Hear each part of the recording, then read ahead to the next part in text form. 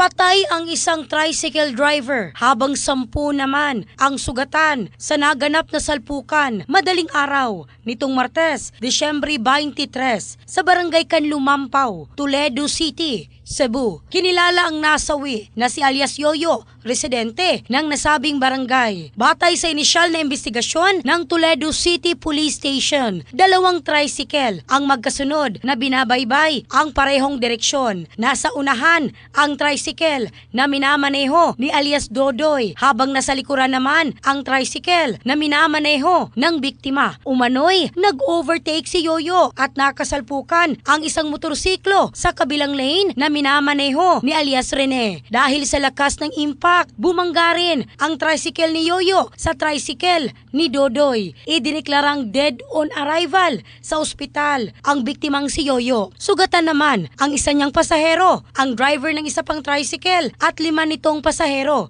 Gayon din ang driver ng motorsiklo at 2 nitong angkas. Patuloy ang investigasyon ng mga otoridad upang matukoy ang kabuang pangyayari. In the heart of changing lives, ako si Michelle Craste ng Brigada News Philippines, the Music and News Authority.